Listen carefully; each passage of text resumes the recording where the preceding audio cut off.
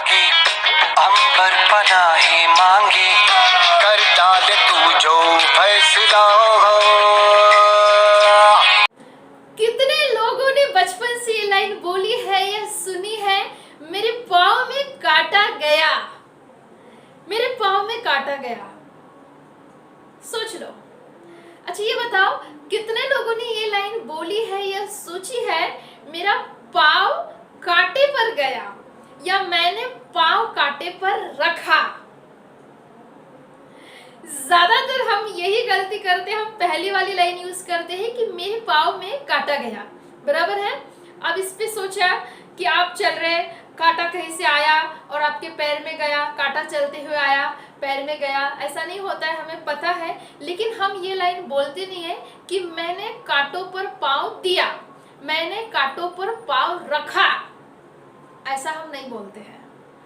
आज के बाद में हम बोलेंगे भी, इस वीडियो को सुनने के बाद में और समझने के बाद में। तो आइए इसके साथ में आगे बढ़ते हैं और इम्पोर्टेंट बात समझते हैं। जो दूसरी वाली लाइन है, मैंने कांटे पर पाँव रखा या मेरा कांटे पर पाँव गिरा, ये जो लाइन है ये शो करती है you are responsible, I am responsible, means हम जिम्मेदार हैं। यानी पाँव में काटा गया, दर्द हुआ, खून निकला, इसके लिए मैं जिम्मेदार हूँ। मतलब बोल क्या रहे मैं, मैंने कांटे पर पाँव रखा या मेरा पाँव कांटे पर गया। ये सेंटेंस जिम्मेदारी बताती है कि मेरे दुख के लिए, मेरे दर्द के लिए, मेरी परेशानी के लिए मैं जिम्मेदार हूँ। लेकिन अक्सर हम क्या बोलते हैं कि मेरे पाँव में काटा गया।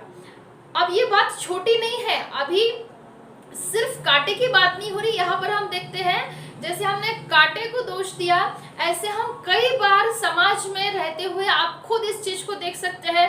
मेरे जीवन में ये हुआ क्योंकि मेरी परेशानी की वजह मेरा पति है, मेरा बच्चा है, मेरा परिवार है, मेरी बहन है, मेरे माँ बाप है, मेरा समाज है, मेरे ससुराल वाले हैं।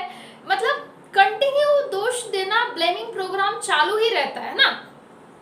मेरी सरकार है, मेरे ग्रह तारे हैं, फाइनली ये भी बोलती कि मेरे साथ भगवान ही ऐसा करता है, मेरा भगवान है।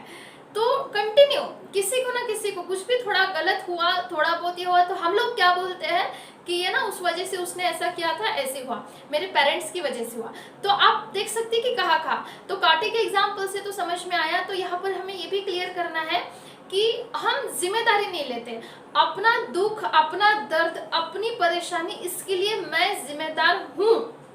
अभी देखो इससे क्या फायदा होता है, कैसे होता है। एक्चुअली जब हम जिम्मेदारी नहीं लेते, ब्लेम करते हैं, तो थोड़ी देर के लिए तो हमें तसल्ली मिलती है, हमें अच्छा लगता है कि चलो ठीक है, बोझ उतर गया, परेशानी निकल गई, उसके सर पे फोड़ दिया, तो ये तो होता है। लेकिन इसमें हमारा कितना लॉस होता है और जिम्मेदारी लेने से क्या फायदा होता है, आज हम इसके ऊपर बात करने वाले हैं। तो देखो, जैसे ही जिम्मेदार हम बनते हैं तो वैसे हमारी इफिशियंसी बढ़ती है, हमारी कार्यक्षमता बढ़ती है हर लेवल पे, हर लेवल पे। जैसे एक सिंपल एग्जांपल, एक कहानी में बताऊंगी, आपको समझ में आ जाएगी मुझे क्या बोलना है। दो किसान होते हैं, पूरी जिंदगी, किसान की जिंदगी कैसे होती है आपको पता है, मुझे भी पता है। और एक दिन क्या होता है, दोनों मर जाते हैं। मरने के बाद दोनों सो कॉल्ड यम के पास में जाते हैं और एक जो किसान होता है तो यम जो होते हैं तो उसको पूछते हैं कि आपको अगला जन्म कैसे चाहिए। और पहला वाला किसान बोलता है कि मेरी पूरी जिंदगी बहुत कष्ट करने में गई है और बस सबको देना देना इस तरह से गई है, तो अगला जन्म कुछ ऐसा कर दो कि मुझे किसी को कुछ भी देना ना पड़े, बस मिले मिले मिले और मिले। तो यम भी कहते हैं तथास्तु। फिर दूसरे किसान की बारी आती है, उसको पूछते हैं कि तुम्हें अगला जन्म कैसा चाहिए। वो भी किसान बोलता है मेरी भी जिंदगी इसी की तरह दुख और कष्ट में गई है, लेकिन अब मुझे अगला जन्म कुछ ऐसा दो कि मेरे दरवाजे से कोई भी भूखा ना जाए, मेरे दर पर कोई भी कुछ मांगने के लिए आए तो मैं उनको कुछ दे सकूं, उनको मैं उनकी मदद कर सकूं, मैं उनको दे सकूं। अभी यहाँ पे पॉइंट को पकड़ना है, दूसरे किसान ने जो है ना जिम्मेदारी ली है, गरीबों की, दुखी कष्टी लोगों की जिम्मेदारी ली है, उसको भी यम ने कहा तथास्तु। दोनों का जो अगला जन्म होता है, जो दूसरा वाला बनता है वो बनता है अगले जन्म में सबसे रईस आदमी, उस गांव का सबसे अमीर आदमी, क्योंकि उसने रिस्पॉन्सिबिलिटी ली है। इसको ध्यान से समझना है, दूसरों को देना है, दूसरों को बांटना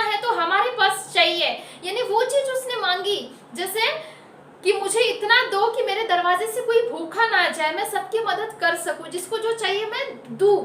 जैसे ही उसने रिस्पॉन्सिबिलिटी ली, कुदरत ने उसको दिया कि ये ले अब बांट। पहले वाले किसान ने बोला कि बस ऐसा कुछ कर दो कि मुझे किसी को कुछ ना देना पड़े, मिले मिले मिले और मिले। आप सोच सकते हैं वो क्या बना? वो बना उस गांव का भिखारी, क्योंकि भिखारी को किसी को भी कुछ देना नहीं पड़ता है, सिर्फ मिलता है मिलता है मिलता है मिलता है, हाथ फैला के बैठे। तो क्योंकि उसने अभी कोई जिम्मेदारी नहीं ली, बस मुझे कोई जिम्मेदारी मत दो, मुझे आयता मिले मिले मिले और मिले, इतना ही मेरे साथ में हो। तो उसने जो थॉट रखा जिम्मेदारी झटकने का, उसको उतना मिला। जिसने जिम्मेदारी ली कि हाँ भैया मेरे दरवाजे से कोई भूखा ना जाए, जो आए मैं उनको दूं, उनके लिए मैं कुछ करूं, तो उसको कुदरत ने उतना दिया। खैर ये कहानी थी, बट हमारे रियल लाइफ में एग्जैक्टली यही होता है। अभी इसके आगे हम समझते हैं। और जो भी लोग मेरा ये वीडियो देख रहे हैं, उन सबको मैं रिक्वेस्ट करती हूँ कि ज़्यादा से ज़्यादा लोगों को ये सुनवाना है। सिर्फ फॉरवर्ड नहीं करना है, सिर्फ शेयर नहीं करना है, उनको सुनने के लिए, कहने के लिए बताना है। अगर वाकई हम अपने आप को सोशल वर्कर समझते हैं, हम सोशल वर्क करते, समाज के लिए कुछ अच्छा करते, तो बस ये बातें लोगों तक के पहुंचे, उनको समझ में आए कि जाने या अनजाने सभी सेवा कर रहे, सभी अच्छा काम कर रहे, लेकिन जाने अनजाने ये गलतियां हमसे होती है, तो आइंदा वो भी ना हो। तो इसका मतलब हमने क्या देखा? देखो, हम रिस्पॉन्सिबिलिटीज की बात कर रहे हैं। अभी एक और मैं एग्जाम्पल बताती हूँ। आपने कहीं सुना भी होगा या आपके साथ में भी ये हुआ होगा। जैसे देखो, एक आधी मम्मी है और वो बीमार है, कोई भी माँ है जो बीमार है, उसके हाथ पाँव में दर्द है और बहुत ज़्यादा वीकनेस है, उठना भी नहीं हो रहा है और वो बीमार है। उस माँ का अगर छोटा सा 1-1.5 साल का बच्चा है जो घर में पकड़ पकड़ के चलता या थोड़ा बहुत चलता या रेंगता, या मतलब समझ नहीं क्या चीज़ को हाथ लगाना, क्या चीज़ को हाथ नहीं लगाना, ऐसा बच्चा है घर में, और माँ बिस्तर पे लेटी है, बच्चे के ऊपर आग लगाई हुई है। अभी उसको बहुत ज़्यादा वीकनेस है, वो उठ भी नहीं पा रही है। तो ऐसे में अगर वो दूर से देख रही है कि मेरा जो बच्चा है ना, वो दिए को पकड़ रहा है या अगरबत्ती को छूने वाला है, तो मम्मी को भी दिख रहा है कि बच्चा अगरबत्ती को छूने वाला है। अभी आगे आपको पता है कि मम्मी क्या करेगी। उस वक्त उस मम्मी के अंदर कितना भी वीकनेस हो, कितना भी दर्द हो, वो भागती हुई जाएगी और उस बच्चे को वहां से उठा के दूर करेगी। क्यों वो भाग पाई वीकनेस के बावजूद? क्यों वो बीमारी में भी भाग पाई? क्यों वो कर पाई? क्योंकि उसको पता है कि ये बच्चा मेरी जिम्मेदारी है, इसको अभी समझ नहीं है, ये छोटा है, इसको हर गलत चीज़ों से, दुख दर्द से, सही गलत से, मतलब सही गलत समझाना ये मेरी जिम्मेदारी है, इसको गलत चीज़ों से बचाना मेरी जिम्मेदारी है। और वो भाग के गई और वो कर पाई। ये एक्सपीरियंस शायद सभी मदर ने लिया होगा, और ऐसे कई सारे एक्सपीरियंसेस हम अपने लाइफ में खुद लेते हैं कि हम बीमार है, वीकनेस फील कर रहे, कोई काम भी नहीं कर पा रहे, लेकिन कुछ ऐसा काम आ जाता है कि हम भूल ही जाते कि हम बीमार है करके, और उठ के भागने लगते और करने लगते। तो वो एनर्जी आई कहाँ से? वो एनर्जी आई है हमने रिस्पॉन्सिबिलिटी लेने की वजह से। तो पहले हमने ये देखा कि रिस्पॉन्सिबिलिटी जब लेते हैं तब हमारी फाइनेंशियल ग्रोथ होती है, रिस्पॉन्सिबिलिटी जब लेते हैं हमारी फिजिकल ग्रोथ होती है। रिस्पॉन्सिबिलिटी लेने से हमारी फिजिकल ग्रोथ इतनी ज़्यादा होती है, जैसे देखो मैंने ऐसे भी लोग देखे जो दिन में टोटल मिला के थोड़ा सा 15-15, 20-20 मिनट, 1-1 घंटा मिला के 4 या 5 घंटे का काम करते हैं और 40 बार बोलते मैं थक गया, मैं थक गया, मुझे परेशानी हो रही। और ऐसे भी लोग हैं जो 24 घंटे में से 17-18 घंटे लगातार काम करते, फिर भी फ्रेश नजर आते। क्यों? क्योंकि उन्होंने वो जिम्मेदारी ली होती है। कारण और भी है, लेकिन एक मेन कारण ये है कि देखो, जो लोग ना सिर्फ मैं और मेरा परिवार यानी 6-7 घंटे इतना काम करते हैं और इतनी ही अपनी एबिलिटी समझ लेते हैं, उससे ज़्यादा वो कर नहीं सकते क्योंकि उन्होंने उतनी ही अपनी जिम्मेदारी समझी। लेकिन जो लोग अपना रेगुलर काम छोड़कर, यानी 6-7 घंटे जो अपने परिवार के लिए, खुद के लिए करते हैं, उसको छोड़कर जो 1-2 घंटा जितना भी है, 1 घंटा डेली सोशल वर्क कुछ करते हैं, सोशली करते हैं, तो इनडायरेक्टली नेचर को ये मैसेज जाता है कि इसने जिम्मेदारी ली है। कोई भी, जैसे हम देखते हैं कि हमारे देश में भी अलग अलग संस्थाएं जो सोशल वर्क कर रही है, कुछ प्राइवेट है या जो भी है, कुछ लोगों ने संगठन बना के, जैसे खाना पानी का ले लो या किसी को व्यवसाय देने का ले लो, कोई भी संस्थाएं, संगठनाएं जो काम कर रही है, तो उसमें कुछ लोग ऐसा काम करते हैं कि जो अपना घर परिवार का छोड़कर, मतलब जिसमें उनको वो काम सोशल वर्क करने से उनको कुछ भी मिलता नहीं है, बट वो करते हैं सेटिस्फेक्शन के लिए, हैप्पीनेस के लिए। तो इससे क्या होती है, और वो खुशी से कर सकते हैं, इससे उनकी फिजिकल कैपेसिटी बढ़ जाती है, क्योंकि उन्होंने काम बढ़ा दिया, उन्होंने रिस्पॉन्सिबिलिटी ले ली, जिम्मेदारी ले ली, समाज की जिम्मेदारी ले ली, और इसी में उनका सेटिस्फेक्शन बढ़ता है, मतलब उनका मेंटल ग्रोथ होती है। ऐसे लोग कम चिड़चिड़ करते हैं, कम गुस्सा करते हैं, और जल्दी से चिढ़ेंगे नहीं, मेंटली थकेंगे नहीं। मेंटली और फिजिकली ऐसे ही लोग थकते हैं एक्चुअली कि जिन्होंने बहुत ही कम रिस्पॉन्सिबिलिटीज उठाई है। ये मैं नहीं कह रही है, वर्ल्ड वाइड रिसर्च कहता है कि जो लोग सिर्फ मैं और मेरा परिवार इतना ही पर्सन जो जीता है, वो 8 घंटे के काम में थक जाता है।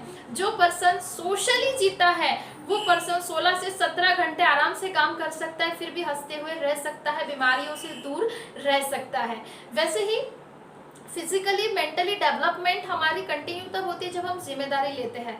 और इससे रिलेटेड, टाइम से रिलेटेड भी एक बात आती है, जैसे मैंने कहा कि हमारी इफिशियंसी बढ़ती है, तो टाइम से रिलेटेड भी बात आती है कि किस तरह से हम जिम्मेदारी लेंगे। तो अभी देखो, मैं एक लाइन कहूँगी, शायद यहाँ पे आपको गलत लगेगी, आपका विश्वास नहीं होगा, लेकिन ज़रूर आप अगला वीडियो देखेंगे उस लाइन का अर्थ समझने के लिए। मैं ये बोलूँगी कि जो लोग अपनी जिम्मेदारी बढ़ाते हैं, जो लोग अपने काम बढ़ाते हैं, उनका टाइम भी बढ़ता है। मतलब जिन लोगों के पास में दिन भर में 4 ही काम है, तो 4 भी काम करने को टाइम नहीं मिलेगा, लेकिन जिन लोगों ने 40 नहीं 400 काम अपने हाथ में लिए हैं, तो उनका टाइम बढ़ जाता है, टाइम भी मल्टीप्लाई हो जाता है। इस चीज़ को समझने के लिए आप अगला वीडियो देखेंगे। धन्यवाद।